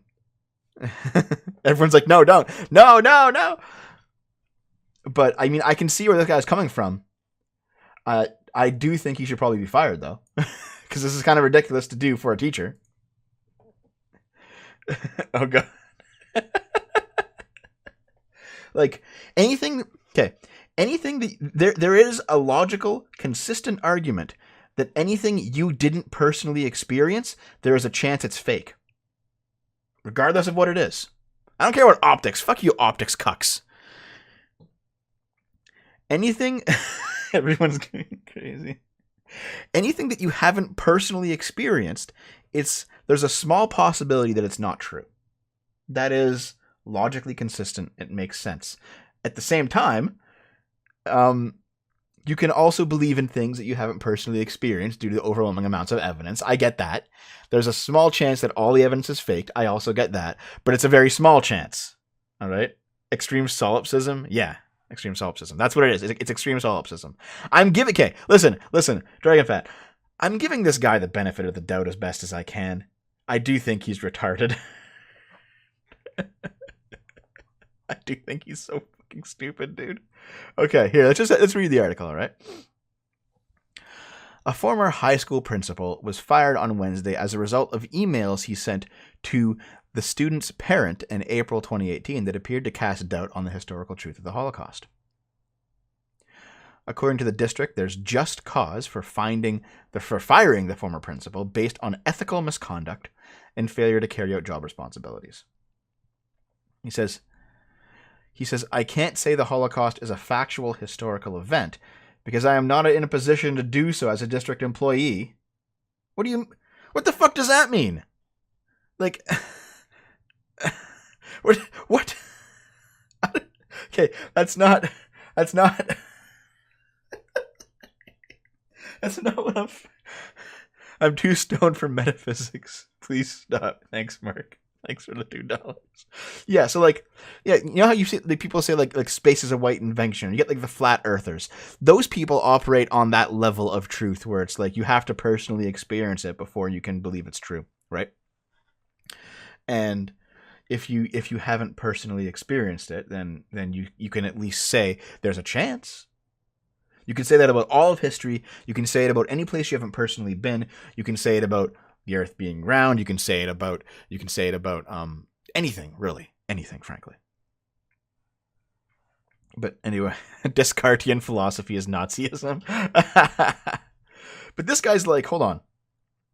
You're not in a position to do so as a district employee. What the fuck does that even mean, dude? He's saying because he is not an expert on the subject, he is not his place to determine the truth of claims. What did he teach? Did he not teach history? What did he... Wait. The school district specifically criticized Latson for being slow to respond to school district officials during the week. Maybe he does things outside of school. I don't fucking know. Okay. While his email was receiving global news coverage, Mr. Latson failed to respond to communications from his supervisors and failed to assist the district in addressing the serious disruption. So because he didn't give a statement quick enough, they're firing him. That's kind of stupid, frankly. Oh, wait. He was taking a vacation in Jamaica. Listen, when you're off on a vacation, you have no obligation to talk to your fucking employer unless you're not going to be back on time. This is dumb. This is stupid, guys. This is stupid. I want to see what he actually did at the school. Like, what was... Wait, hold on. Latson told the parent, not everyone believes the Holocaust happened. And you have your thoughts, but we are a public school and not all of our parents have the same beliefs. This is so stupid.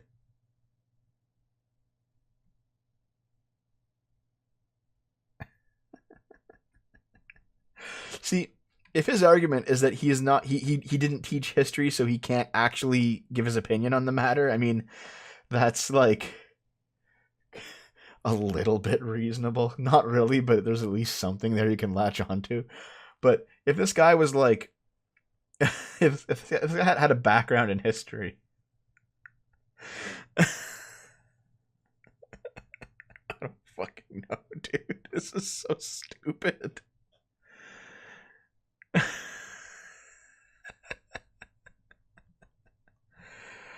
Oh, God. Oh, my God.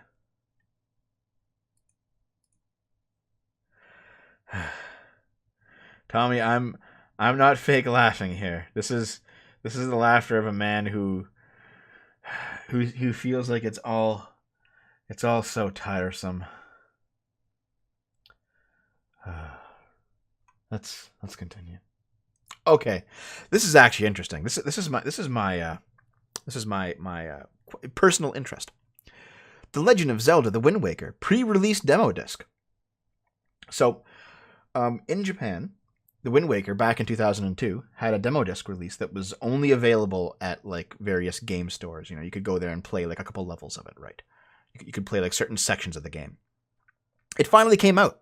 Someone finally found a copy of this old demo disc, and it's been released to a bunch of interesting things on the disc. This kind of stuff I love. Like, I don't know if you guys know about the Cutting Room Floor. It's a very interesting website. It's where you can basically go and see what things were left out of video games, right?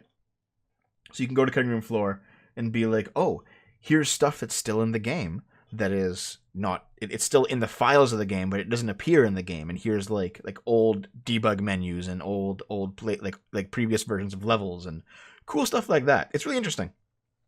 This is kind of cool because we finally have our hands on, not we, because like it's been dumped to the internet and I've downloaded a copy of the ISO, but we have a copy of the pre-release demo disc for Wind Waker.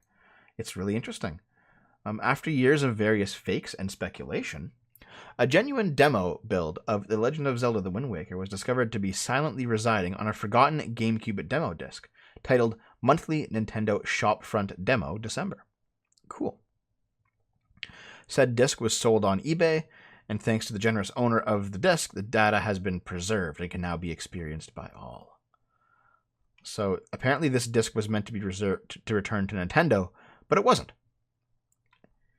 And this is really neat. This stuff really gets me. Like I really like this kind of stuff. Like looking at like hidden demos. There's like a Chrono Trigger Japanese demo that came out that was really cool with a bunch of different differences in it.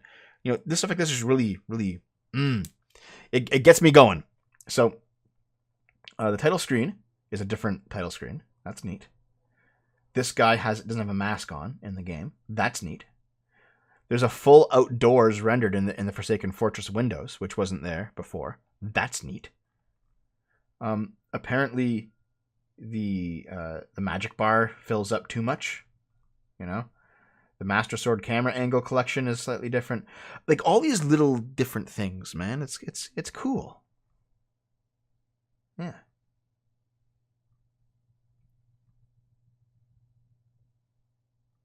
There's like a debug mode that like prints out status while you play the game. But yeah, if you want to actually check this out and see all the differences for yourself, here it is. I'll post the article in the chat room. You can download the ISO right here and check it out, dude. Fuck yeah. There it is. Let's keep going. Yes. Nick Sandmann lawsuit against Washington Post moves forward after the judge reverses the decision. So if you recall, this is the Covington situation, right? And these kids wanted to sue Washington Post for basically slander, right? And the initial judge said, nope, Washington Post didn't do nothing. But now they can move forward. It's been reported that the federal judge William O. Bertelsmann has had a change of heart and has reversed his decision to dismiss the lawsuit that Covington High student Nick Sandmann filed against the Washington Post. A quick snippet of the news was shared via a tweet from the trial lawyer, who notes that with the reversal of the decision, Sandman versus the Washington Post will now move into discovery. It bodes well for other lawsuits Sandman filed against NBC, CNN. Very good. Honestly, considering how this guy was fucking dragged through the mud by the media over nothing, he should be able to sue them. So let's keep watching this. Maybe, yeah. If the discovery phase reveals that the Washington Post deliberately maintained their narrative, even in the face of new evidence coming to light, it could look really bad for the publication. Yeah, man. I want to see where this goes. I hope he gets justice, frankly. Oh, shit. $100 from Spawn Camp. This is a better deal than Fallout First. Thank you. I really appreciate it. Hey, Spawn Camp, message me on Discord, and I'll give your Discord account a lifetime membership to the $5 club, since that's $100. And I'll get you in there. Thank you very much. I really appreciate it. Just send me that message, and I'll give you the rank. Just confirm that it's you, and the whole thing. Stop being fat. Okay, I'll do my best. Here's the final article for today. You guys are gonna like this. Be wary of women and dogs. Men shouldn't allow male dogs in their house. The secret behind the extravagant love of the female gender for dogs. Dog pilling. The online theory that women are rejecting men to have sex with dogs. Well, only white women.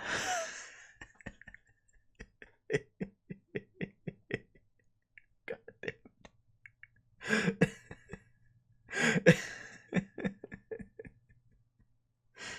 Dogs are naturally gifted at licking nether regions. White women have sex with dogs.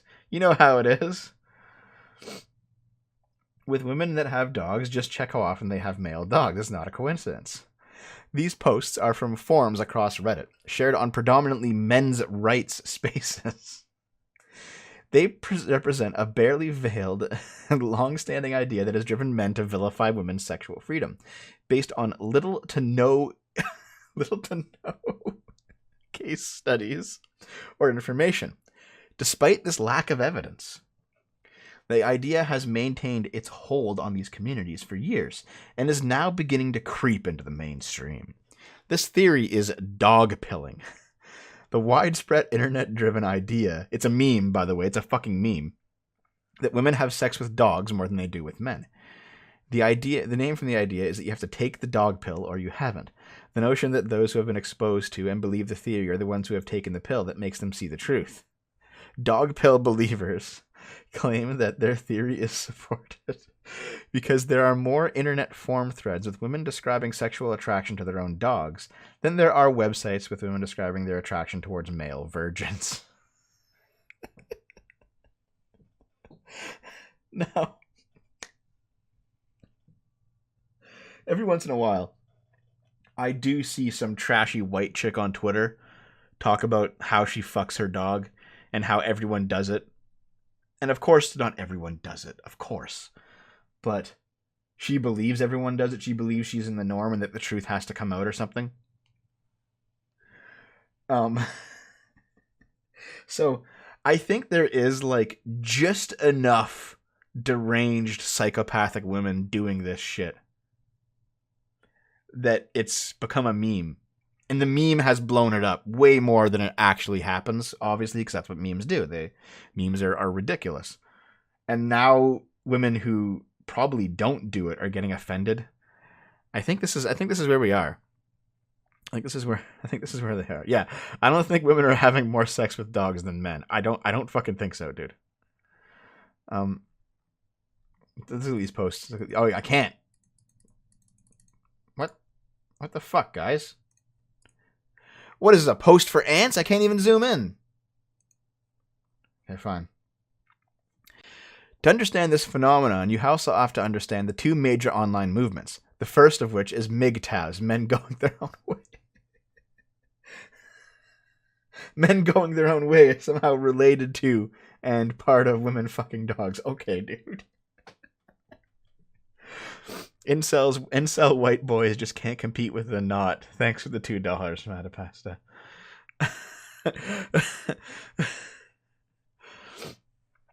Apparently, the MGTOWs have existed for nearly 2 decades, born out of the pickup artist spaces of the early noughties, and am formed of men who feel that feminism and the women's rights movement have ruined heterosexual relationships.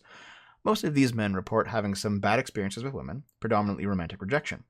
In response, these men have chosen to go their own way, leading a life without any romantic involvement with women, and in some cases, no involvement with any women at all. My experience, which is limited, but my experience with the MGTOWs is not that their problem is rejection. Their problem was being completely rat-fucked by a girl at some point, like being cheated on or having all their stuff stolen or whatever. You know, like bad alimony or child support situations, a bunch of things that made them say, you know what, it's just not worth it. I'm peacing out. And it's really funny how like they like to label MGTOWs as being like somehow like part of the patriarchy, or they want to keep women down, or they're like female abusers, when really they're not female abusers. They just want to stay away from women. They're like male isolationists, which makes them fucking stupid, by the way. It's retarded, but it means that like the whole point of being a male isolationist is that you're not interacting with women, therefore you can't hurt them. So anyway, the second, and perhaps more mainstream of the two movements, is the incel movement. Incel is short for involuntary celibate, men who believe that women are refusing to have sex with them. Well, I mean, they're not wrong. Women are refusing to have sex with those men, generally for good reasons. Like, incel ideology also purports that women who are sexually active are whores and sluts, demonizing women who have had premarital sex and congratulating women who don't. I mean, yes and no. This is not an accurate view of these movements, but I wouldn't expect it from this kind of article, frankly. King Connect, I DM'd you memes of your stream being shut down if you want to post them later. I'll check it out. Yeah, I'll check it out. But, so yeah, Elliot Rodger and Alec Manassian were self-proclaimed incels and are heralded by men in the incel community. Yeah, the incels, they're half right about inceldom and half wrong. I think that the half that they're wrong is by omission, actually.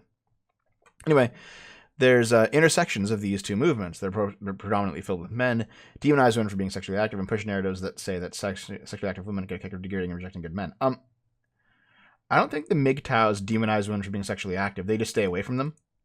That's the point, is that they recognize that women are sexually active. They don't demonize them for it. They just say, I want no part in this. So this is actually inaccurate. Dog pilling fits within the middle of the Venn diagram, purporting that women who are sexually active hate men and would constantly prefer to have sex with their dogs. When women openly value pets over men, it makes sense why so many of them engage in bestiality. Sure. Why bother masturbating when you have a loyal sex slave that'll lick your pussy on demand as long as you have peanut butter and can't knock you up when they dick you? And before we get like dog girls, like we have cat girls. Oh God, I don't know. I can't laugh anymore. I'm just sad. I'm laughing while sad.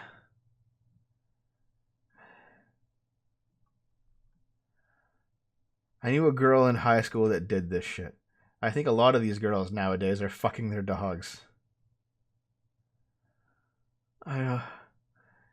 From like all positions, all people, all parties to this discussion are retarded.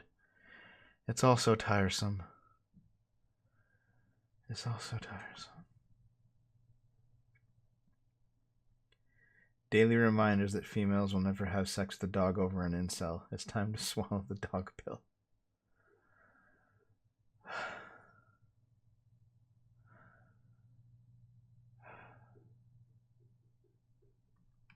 This is incredible.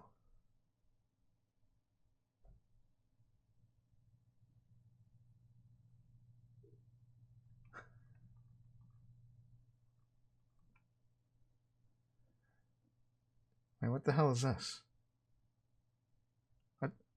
Whitney, Wisconsin was a YouTube famous self-described porn star who made a name for herself doing sex-related pranks. A video, 10 reasons why women should have sex with dogs? Hold the fuck on. Hold the fuck on. I think women should have sex with dogs. Today, I'm going to be doing my video on 10 reasons why I think women should have sex with dogs. Reason number 1, women in history have practiced it. There have been documented cases of ancient Romans and Greeks practicing it for pleasure. Reason number 2. Hey Naomi. Dogs taunt Hey Naomi. women. Do you believe that women should have sex with dogs? Oh, Matapa, get out of here. Naomi, do you think women should have sex with dogs? No. But you're actually no, you're a Jewish woman. You don't count. So yeah, that's right. You're not a white woman.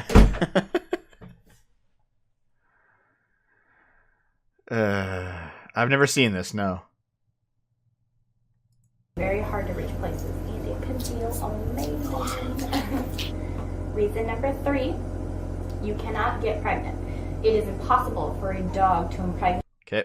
I'm stopping the video. I'm done. I'm fucking done. I'm done.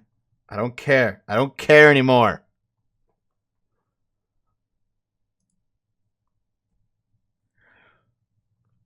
Fuck. How come this show is getting more wild every week I do it? Can I have some regular goddamn news for once?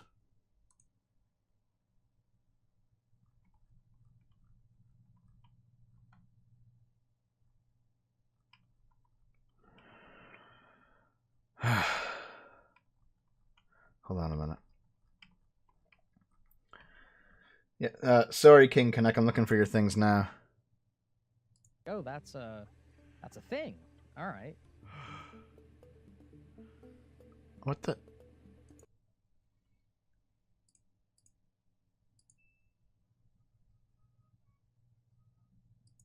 That's pretty incredible.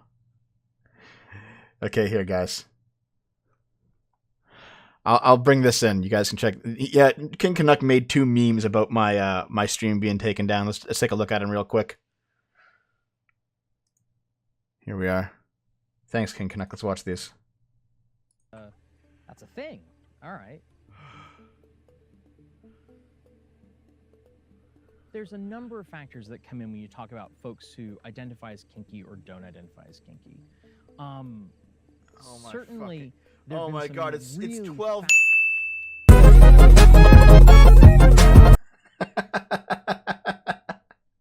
Let's see the second one.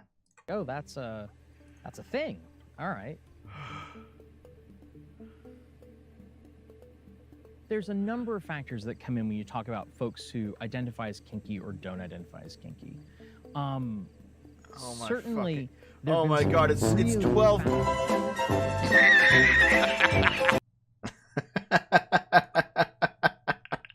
All right, thanks very much, King Canuck. I appreciate the memes.